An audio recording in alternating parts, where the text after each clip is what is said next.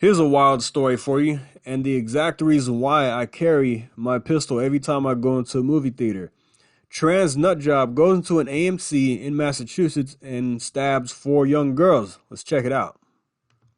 AMC Theaters says that its staff members acted appropriately and jumped into action when a suspect entered a Braintree movie theater and allegedly stabbed four girls. WBZ's Louisa Moeller's live in Braintree for us tonight. But Louisa, this contradicts what the girl's mother said over the weekend. Yeah, Paula, mom says girls got little to no help from the theater and a lot of help from first responders. And that's just the tip of the iceberg in this bizarre story.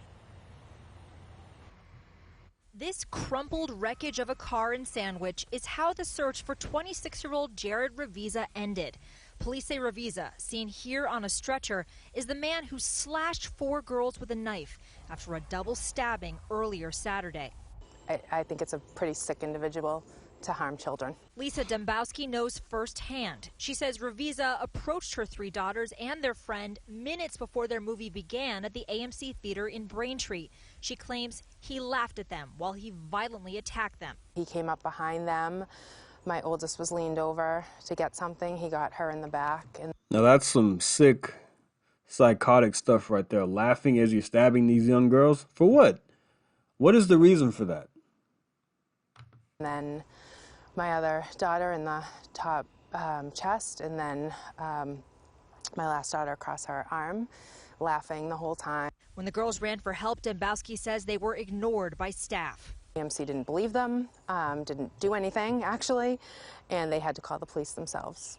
AMC released a statement saying, "We have already begun to conduct a thorough review of this incident. Based on theater associate accounts and video footage, the theater team jumped into action immediately, calling emergency services and administering aid to the victims. A visible security presence will be in place at this location for the immediate future." Police say, How about indefinitely? Not just for the immediate future. My opinion is that every movie theater should have some sort of armed security or security there, at least on the weekends. We know it's going to be busy, to make people feel safe and to keep people safe. Whether it's an off-duty police officer or just an armed security guard, I think these things are appropriate because movie theaters are soft targets. And I carry every time I go to the theater because you never know what's going to happen. Ravizza was involved in more violence, accused of stabbing two McDonald's employees at the Plymouth rest stop. And sources tell our I-team he's also wanted in connection with a murder investigation in Deep River, Connecticut. A body was found there after a report of a disturbance Saturday afternoon. We'd come down here, visit us with the poodle. We'd sit, we'd chat. We talked about, where he was from, where I was from, and we got along great for 2 weeks. Ravizza is due in court on Tuesday, and Dembowski says she's hoping for justice. I hope he gets what he deserves. Now, on Saturday, Ravizza was transported to South Shore Hospital to be treated for non-life-threatening injuries. He's due in court tomorrow to face multiple charges, including assault with intent to murder. And coming up at 6 o'clock, hear more from neighbors about what they think happened inside that Connecticut home. Live in Braintree, Louisa. Yeah, I hope he gets exactly what he deserves. He, not she. He identifies as she, though. This is the Instagram of the sick individual right here. Pronouns, some strange-looking pictures, strange-looking photos here. This is not normal behavior for a dude. At least I don't think it is. Let's keep going. Now, if this were a person wearing a Make America Great Again hat, you would see wall-to-wall coverage all over the news. And they would be pushing this hardcore leading up to the election. Look at these MAGA nut jobs going to movie theaters and stabbing young girls. They're following the Trump's foot soldiers. I mean, this is not normal behavior.